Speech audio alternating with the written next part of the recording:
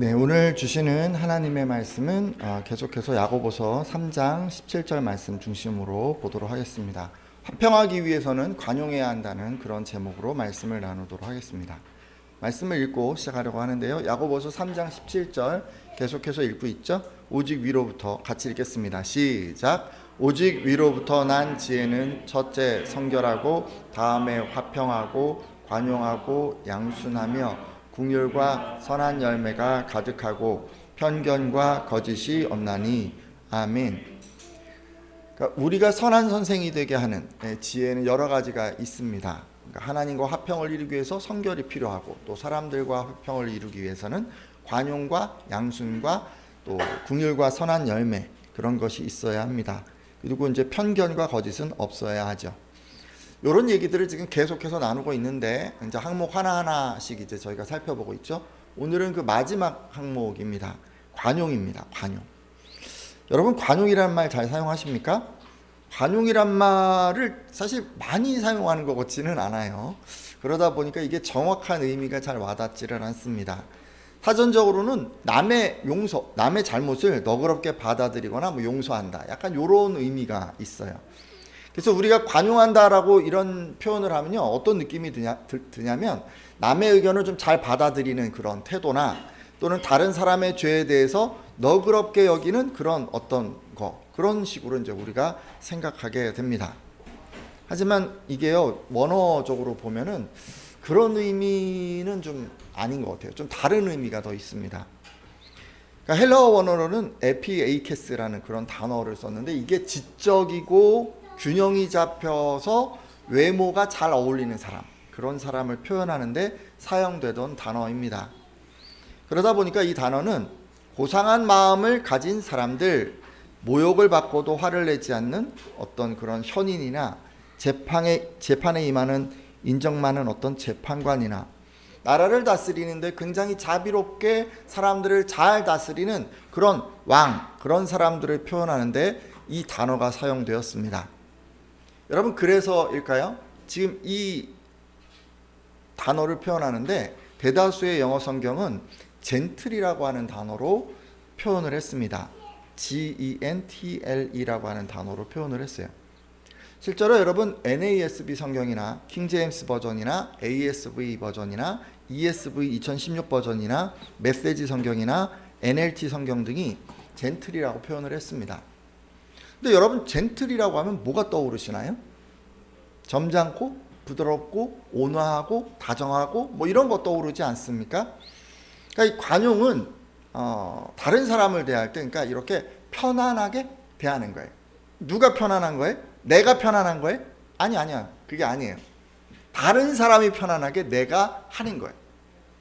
우리가 어떻게 이 젠틀을 실천을 할 수 있을까요? 여러분, 젠틀이 그냥 되는 건 아닌 것 같고요. 우리가 좀 노력을 해야 이게 이제 다른 사람들이 편안하도록 우리가 만들 수 있는 것 같습니다. 일단 외적으로 우리가 노력해야 되는 게 있는데, 이 젠틀하려면 매너를 지켜야 합니다. 매너 아시죠? 여러분, 다른 사람들을 편안하게 하기 위해서 어떻게 하십니까? 보통 사람들을 만나면서 우리가 뭘 하죠? 매너를 지키곤 합니다. 근데 성경에서도요, 그 성도들 간의 예절을 잘 지켰다는 것을 우리가 알 수가 있는데, 로마서 16장 1절에서 2절까지 말씀 잠깐 보도록 하겠습니다. 로마서 16장 1절에서 2절까지 말씀, 내가 같이 한번 읽겠습니다. 시작. 내가 갱그레아 교회 일꾼으로 있는 우리 자매 베베를 너희에게 추천하노니, 너희는 주 안에서 성도들의 합당한 예절로 그를 영접하고 무엇이든지 그에게 소용되는 바를 도와줄지니, 이는 그가 여러 사람과 나의 보호자가 되었음이라. 아멘. 여러분, 바울은 갱그리아 교회에서 충성된 일꾼이었던 이 베베라고 하는 여자분을 로마 교회에 보냈습니다.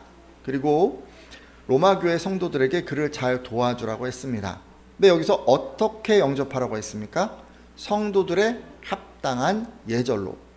실제로 여러분, NASB 성경은 이거를 매너라고 하는 단어로 번역을 했습니다.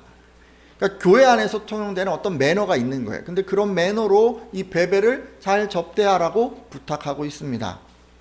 그러니까 여러분 거의 2000년 전이잖아요. 근데 그때 당시 초대교회 뭐 그런 곳에서도 이 성도들끼리 기본적인 매너를 지켜왔음을 알 수가 있습니다. 근데 우리들도 당연히 매너를 지켜야 하지 않겠습니까? 세상에 나가서도 우리는 매너를 지켜요. 그렇죠? 교회 안에서도 우리가 지켜야 할 매너들이 있습니다. 교회 공동체 안에서는 어떤 매너를 지키면 좋을까요? 제가 그냥 몇 가지 생각나는 대로 좀 말씀을 드려보려고 하는데, 우리가 이제 외모에 관련해서 매너가 있을 수 있습니다. 여러분 위화감을 조성하지 않을 만큼 외모를 좀 가꾸고 오시면 좋을 것 같아요. 염색하셔도 좋은데 너무 눈길을 끄는 막 오렌지색, 빨주노초, 파남보 이런 염색 이런 거 좀 곤란하고요. 삭발이나 문신이나 피어싱 이런 것들도 뭐 할 수도 있겠지만 여러분 가급적 안 하셨으면 좋겠어요. 왜 그런 거냐면 다른 사람들의 눈길을 끌어요. 교회 오실 때 여기 지금 예배실에 앉아 계시잖아요. 여러분 무슨 생각을 하고 오셔야 되는지 아세요? 사람들이 나한테 눈길을 주지 않게끔 옷을 입고 오셔요. 좀 굉장히 슬프죠. 좀 이쁜 옷 입고 와서 사람들한테 이렇게 쫙 보여주고 그러면 좋을 텐데, 교회는 그런 곳이 아니에요. 교회는 누가 집중돼야 되냐면 하나님이 관심을 받으시고 하나님이 눈길을 받으셔야 되는 그런 곳이에요. 우리가 뭐 저를 포함해서 여러분 우리 모두가, 제가 왜 맨날 이렇게 옷을 입겠어요? 왜요? 제가 이쁜 게 아무 의미가 없어요. 제가 이쁜 게 여기 서가지고 여러분의 눈길을 받고 목사님 잘생겼어, 이거 아무 의미가 없어요. 그런 거 아무 의미가 없어요. 그래서 제가 맨날 보면 이렇게 무채색 옷을 입는 거예요. 눈길 받지 않으려고 하는 거예요. 여러분들도 좀 그렇게 해주세요. 권사님 너무 빨주노초 파란보를 입으셨네. 예, 아무튼 왜 그러냐면 이게 이제 좀 어느 정도 것이어야 되는데 이게 다른 사람들이 불편할 수 있기 때문이에요. 근데 여러분 그런 경우도 있을 수 있어요. 뭐 미용업계 봉사하시는 분들 염색하실 수 있잖아요. 그러니까 이제 직업상 필요하거나 뭐 이미 하셔갖고 이걸 돌이킬 수 없는 분들이라면 좀 살짝 가리면 어떨까도 좀 생각을 해봅니다. 물론요, 제가 지금 드리는 이 말씀은 한국에서만 통용되는 거예요. 미국 가시면 여러분 안 그러셔도 돼요. 거기 가서는 좀 분위기가 달라요. 문화가 달라요. 그래서 이런 것을 절대적으로 생각하고 뭐 안 지키면 뭐 벌을 받고 지옥불에 떨어진다 이렇게 생각할 게 아니라, 우리가 서로 편안하게 대하기 위해서 지금 이 시대를 사는 우리에게 이런 게 필요하구나라는 걸 좀 생각해 주시면 될 것 같아요. 10년, 20년 지나면 바뀔 수도 있는 기준이에요.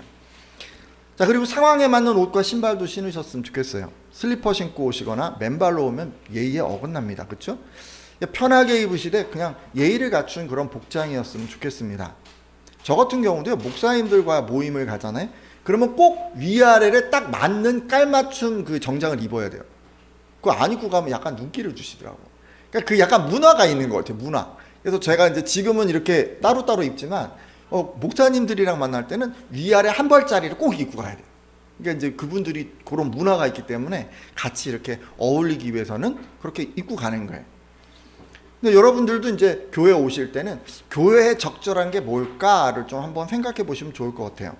특별히 오셔서 옷을 입거나 여러분 뭘 이렇게 가지고 오실 수도 있는데 절대로 자랑하시면 안 됩니다.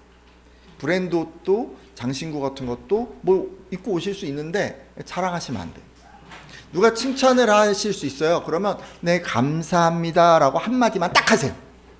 그 이상 네 어쩌고 무슨 절대 하지 마세요. 절대. 잘 아시죠? 교회 공동체는 자랑하면 안 되는 공동체예요. 공동체 특징이 뭐냐면 자랑을 절대로 안 하는 공동체. 왜 그런지 아세요? 고린도전서 13장 4절에 여러분 사랑은 하고 얘기를 하는데 우리가 추구해야 되는 사랑을 얘기하면서 자랑하지 않는다는 얘기가 있어요. 우리는 자랑하면 안 되는 거예요. 우리 안에 있는 사랑은 자랑하는 사랑이 아닌 거예요. 디모데후서 3장 2절에 자랑은 말세 심판받을 사람들의 증거라고까지 얘기를 했어요. 그래서 우리는 자랑하면 안 돼요. 절대 교회 오셔서 자랑하시면 안 됩니다. 자랑하는 자는 주 안에서 자랑할지니라 했어요. 주님 안에서 자랑할 수 있는 게 있어요. 예외적으로. 그렇지만 기본은 뭐냐면 자랑을 안 하는 거예요. 자랑하지 마세요. 자식 자랑, 옷 자랑, 뭐 어떤 자랑도 하지 마세요. 그리고 우리가요, 평가도 좀 하시면 안 돼요. 다른 사람들의 외모, 옷, 장신구 이런 거 보시고 평가하지 않으셨으면 좋겠어요. 칭찬의 의미로 아우 예쁘다라고 얘기할 수 있어요. 어울린다라고 말씀할 수 있어요. 근데 그게 아까도 말씀드렸죠? 2마디와 3마디로 연결되지 않도록 하세요. 서로 조심하세요. 가끔 칭찬을 받아서 이것을 자랑으로 연결하는 분들이 간혹 계세요. 그렇게 하시면 안 돼요. 앞서 말씀드렸듯이 주님 안에서 하지 않는 그런 어떤 자기 자랑은 다 허탄한 것입니다. 그러니까 외모를 가지고 칭찬하는 거를 안 하는 게 좋아요. 안 하는 게. 칭찬하려면 다른 걸로 하세요. 다른 걸로. 얼굴이 훤해 보이십니다. 아예 이게 뭐 좋을 수도 있어요. 그냥 뭐 눈빛이 초롱초롱해 보이네요. 한 요 정도도 별로 좋지는 않은 것 같네요. 아무튼 여러분 생각을 해봐서 조금. 그리고 이제 대화를 할 때도 우리가 이제 매너를 지킬 수가 있어요. 위화감을 조성하지 않는 대화 주제를 택하는 게 좋은 것 같습니다. 교회 안에서 가장 중요한 대화 주제는 뭘까요? 뭐 설교가 될 수도 있고 말씀 묵상 내용이 될 수도 있겠죠. 그리고 여러분 세상 살면서 어려웠던 점 그런 거 나누셔도 상관없어요. 근데 이제 정치와 사회 문제 같은 특정 주제에 대해서 우리가 얘기하는 건 좀 조심하셔야 돼요. 왜 그러냐면 이게 이제 비판이나 부정적 견해를 얘기할 수가 있는데 뭐 다 다른 생각을 가지고 있잖아요. 그런데 뭐 그런 얘기 해갖고 우리가 무슨 소용이 있겠어요. 다른 사람들의 그 다른 의견을 우리가 들을 준비가 되어 있지 않다면 가급적 이런 주제들은 얘기를 안 하는 게 나을 수도 있어요. 가끔 이제 성도님들이 개인적인 경험 또 전문 분야에 대해서 나누는 경우가 있는데 그런 주제들에 대해서도 너무 길게 얘기 안 하셨으면 좋겠어요. 우리 안에서 나눠지는 것들이 교회 안에 일주일 동안 한번 딱 만나갖고 얘기하는 게 뭐 세상에서 친구들이랑 얘기하는 얘기를 여기도 해야 된다 라면 좀 너무 슬프지 않겠습니까? 그리고 이제 우리가 이제 귀 기울여서 좀 듣고 중간에 끊지 않았으면 좋겠어요. 이건 뭐 기본적인 예절인 것 같아요. 그렇죠?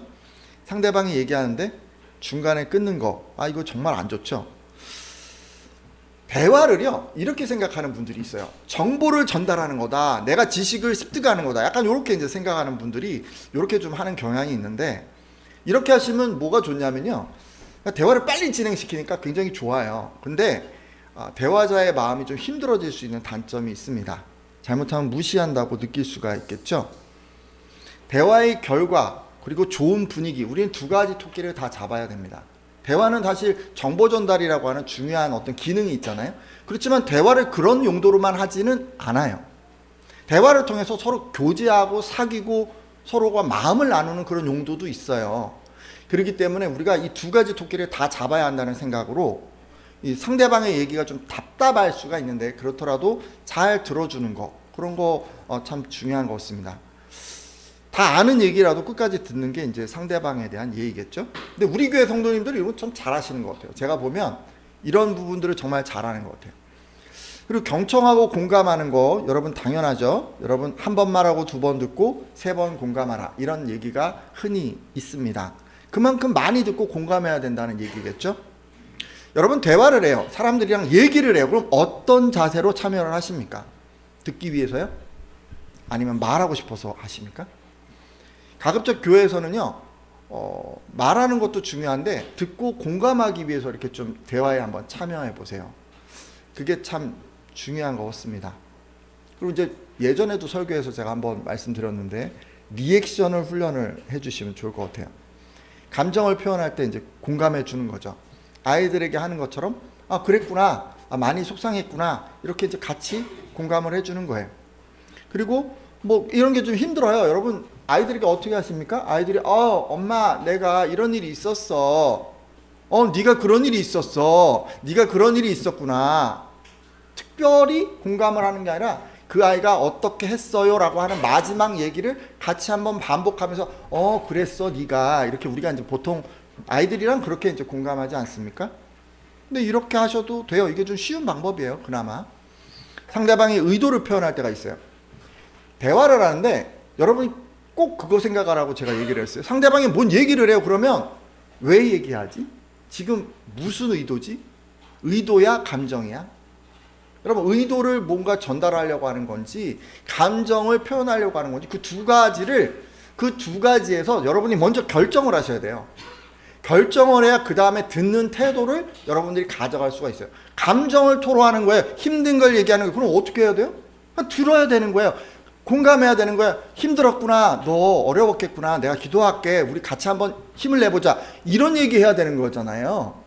그런데 상대방이 어떤 의도를 표현하고 있어요. 이랬으면 좋겠어. 이렇게 해야 되는 것 같아. 이렇게 얘기할 때는 그런 게 아니에요. 그럼 어떻게 해야 돼요? 상대방이 지금 하는 얘기가 무슨 의미인지 정확히 파악하는 게 가장 먼저예요. 여러분, 얘기를 하면 상대방이 무슨 얘기하는지 자의적으로 해석하는 경향이 있어요. 그러시면 안 돼요. 내가 들은 게 맞는지를 한 번 정도 중간에 물어보세요. 그때 그러면 네가 말하는 것이 이런 의미야? 이렇게 하고 싶은 거야? 네가 지금 몇 시 몇 분 몇 초에 나하고 지금 어디서 만나자고 지금 얘기하는 거 맞아? 뭐 이런 식으로 정확하게 확인을 해요. 확인을. 의도를 얘기할 경우에는 확인을 해서 그 사람의 정확한 의도를 내가 캐치하는 게 정말 중요합니다. 근데 그런 거 안 하고 의도를 얘기해서 듣기는 하는데 내가 막 딴 생각하고 그냥 내가 생각하는 대로 막 받아들이면 이게 약간 어그러질 수가 있어요. 특별히 대화 중에 가르치려고 하지 마십시오. 대화의 목표는 가르치는 게 아니죠.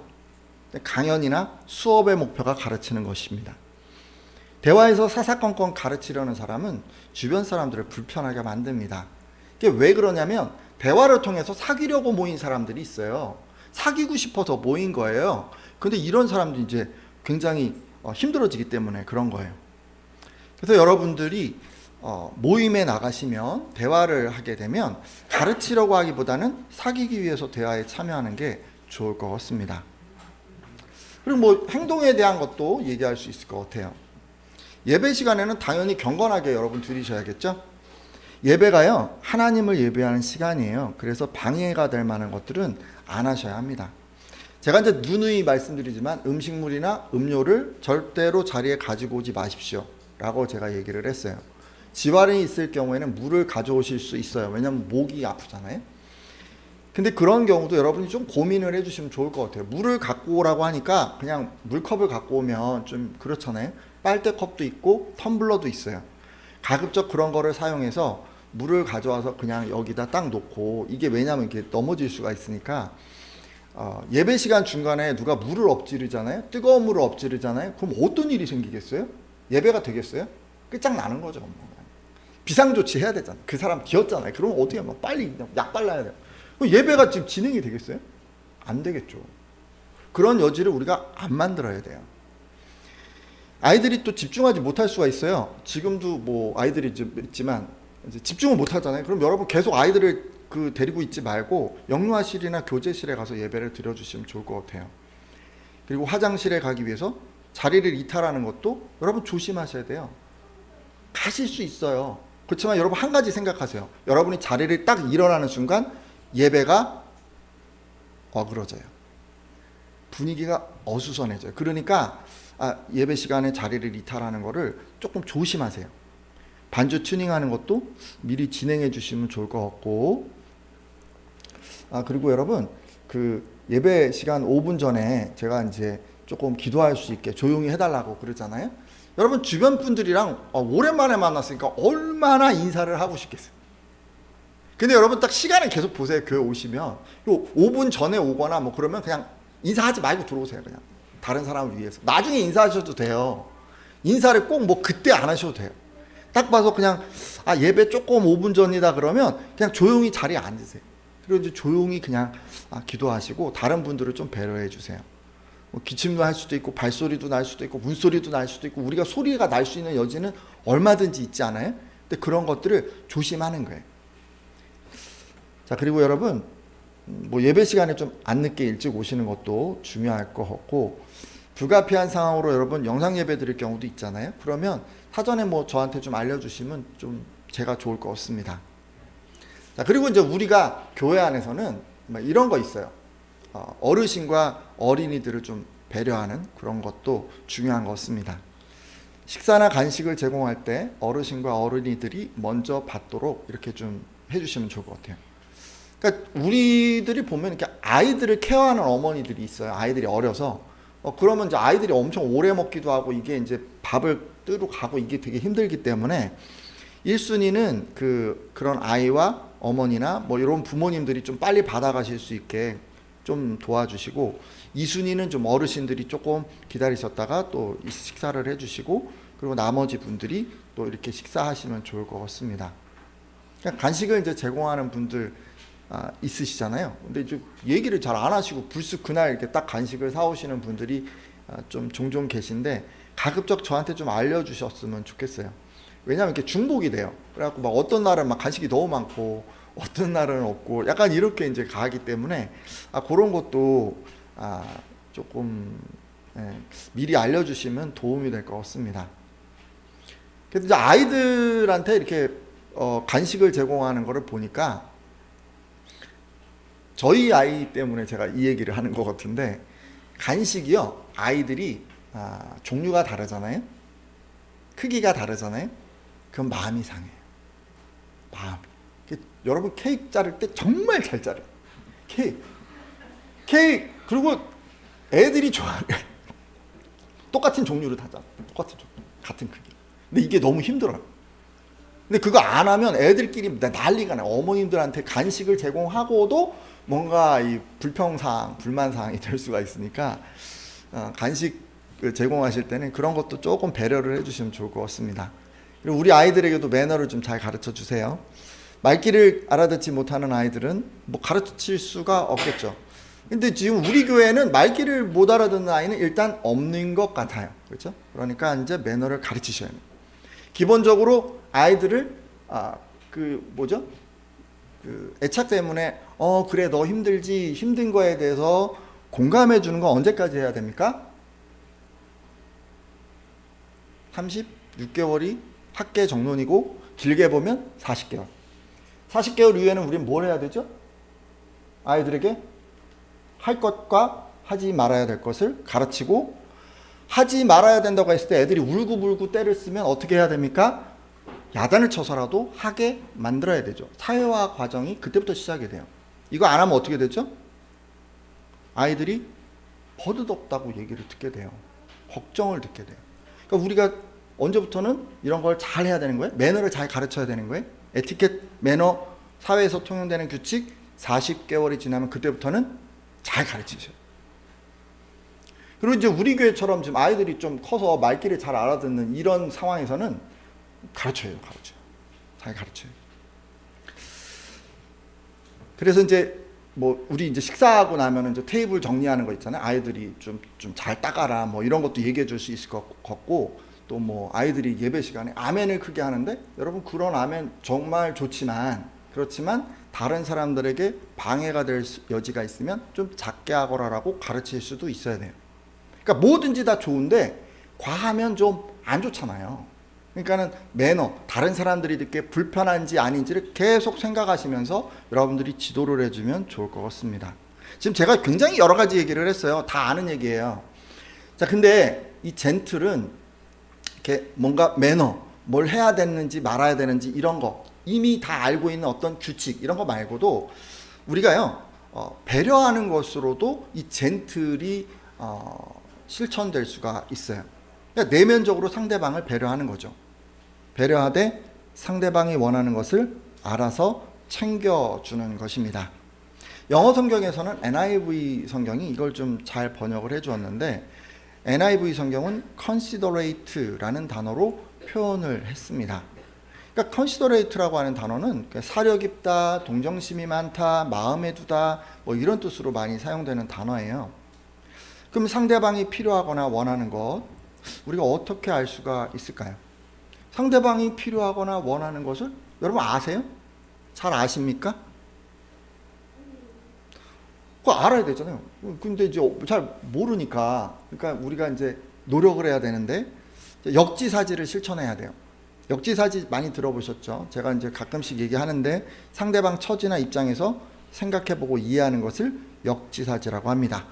그러니까 아픈 사람에게 어떻게 하면 좋을까? 아픈 사람 입장에서 생각을 해보고, 연세 있는 분들에게는 어떻게 하면 좋을까? 그분의 입장에서 한번 잠깐 내가 생각을 해보고, 청소년들의 입장에서 또 생각해보고, 아이를 둔 부모의 입장에서도 생각해보고, 여러분은 목사님 입장에서도 좀 생각해보고, 이렇게 입장을 바꿔서 좀 생각을 해보시면 어떻게 됩니까? 상대방이 뭐가 필요한지, 뭐를 원하는지 이런 걸 이제 여러분들이 미루어 짐작할 수가 있어요.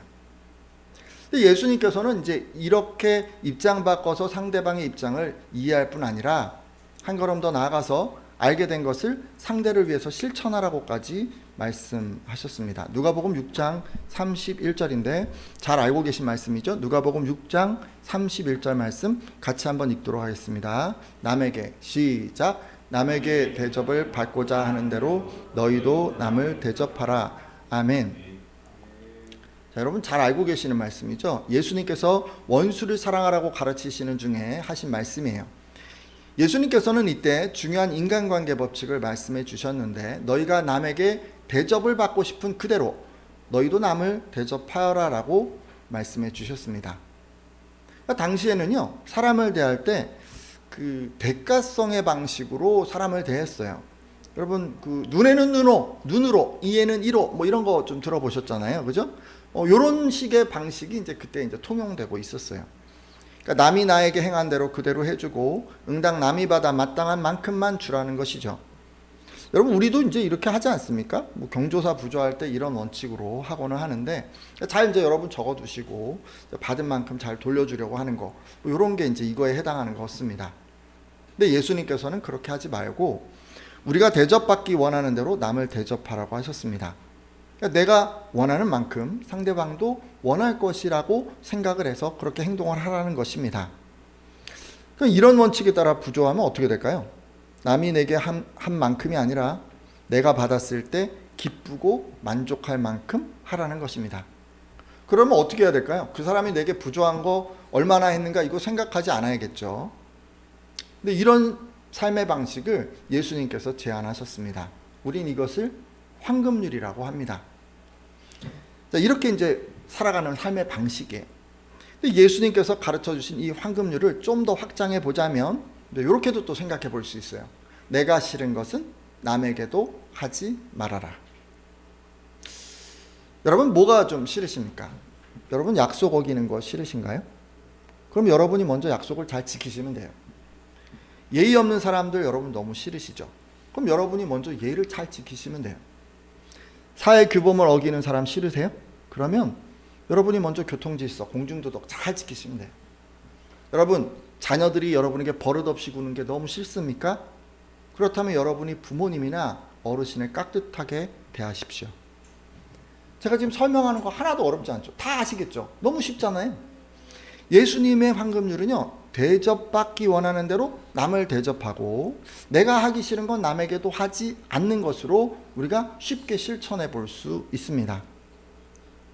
제가 지금까지요, 어떻게 우리가 관용할까에 대해서 좀 이런저런 얘기를 드렸는데, 관용은 기본적으로 외면적으로는 이제 우리가 쉽게 매너를 딱 지키면 되는 거고, 또 내면적으로는 이제 역지사지를 이제 적용을 해서 배려를 실천하면 된다고 했습니다. 근데 아무리 봐도 이제 매너는 그냥 지키면 되잖아요. 뭐 이거 하면 돼, 뭐 저거 하면 뭐 안 돼, 그러면 뭐 딱 하면 되는 거고 가르치면 되는 거고. 그런데 이 배려가 정말 쉽지가 않아요. 이게 왜 배려를 실천하는 게 이렇게 어려울까요?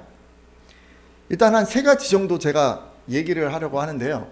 왜 배려가 힘드냐면 우리가 이 공감 능력이 없기 때문에 이 배려가 너무 힘든 것 같아요.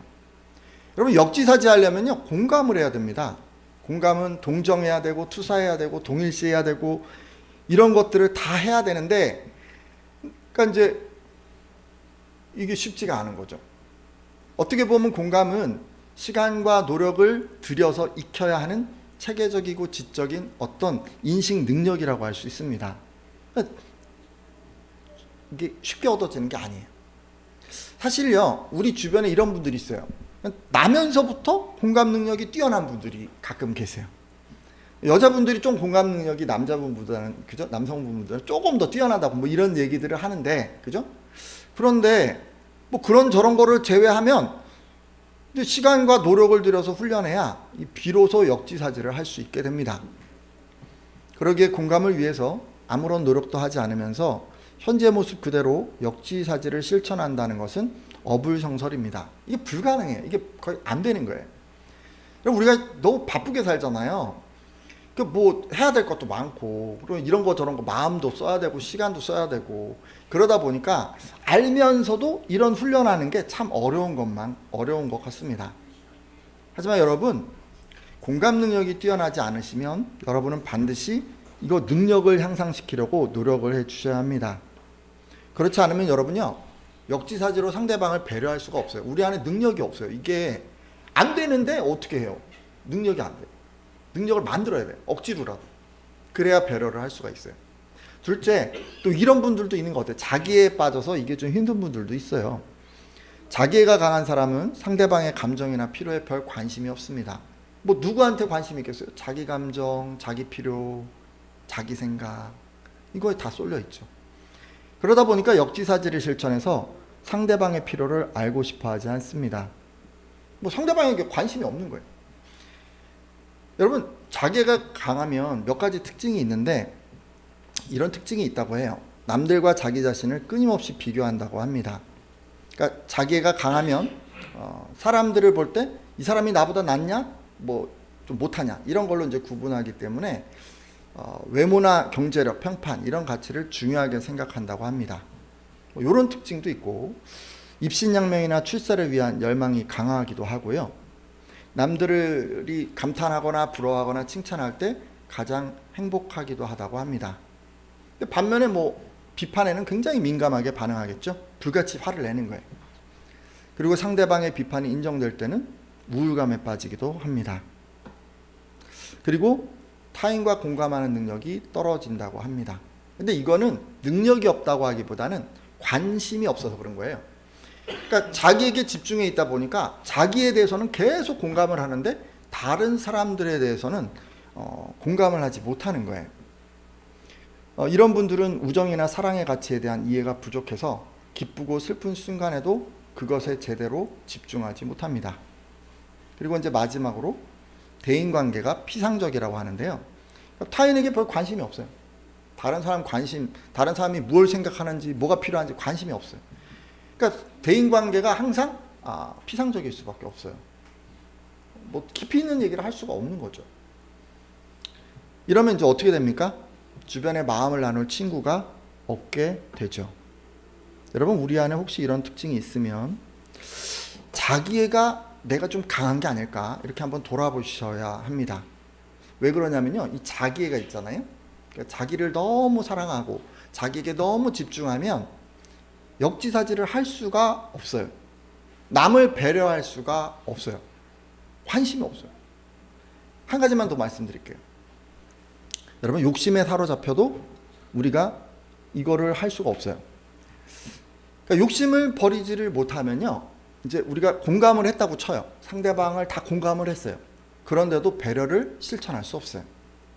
공감 능력을 배양해서 상대방을 충분히 공감하더라도 욕심이 있는 사람은 배려가 쉽지 않습니다. 왜 그럴까요? 내 시간, 내 소유, 내 재물, 내 인간관계를 사용해서 상대방의 필요를 채우는 게 너무도 아깝기 때문입니다. 그렇죠, 여러분? 욕심이 있으면요, 예수님의 황금률을 실천하기가 너무도 어렵습니다. 따라서 욕심이 가득하면 먼저 그것부터 내려놓아야 합니다. 그래야 비로소 배려를 실천할 수 있기 때문입니다. 제가 지금 여러 가지 얘기를 좀 드렸어요. 관용에 대한 얘기를 먼저 드렸어요. 우리가 이제 관용하려면 외면적으로는 매너를 잘 지키고 내면적으로는 배려를 실천해야 한다고 했습니다. 여러분, 혹시요, 우리가 이제 이 매너를 지키는 거나 또 남을 배려하는 것에 관심을 두지 않았던 분들이 계시다면 이 시간 돌이켜 주시고, 이후로는 이것들에 관심을 갖겠다고 결단해 주셨으면 합니다. 또 여러분, 제가 역지사지를 실천하지 못하는 몇 가지 이유를 말씀드렸어요. 공감 능력이 부족하거나 자기애나 욕심이 과해서 우리는 역지사지를 실천할 수 없다고 했습니다. 혹시 다른 사람들의 입장을 생각하는 이것들을 삶에서 실천하지 못했다면 여러분, 돌이켜 주시고 이후로는 자기애와 욕심을 버리고 공감 능력을 개발하겠다고 한번 결단해 주십시오. 여러분, 이렇게 기도해 주시는 분들마다 넉넉히 관용을 이루어서 어디에서 누구와 있든지 화평을 이루는 분이 되시리라 믿습니다.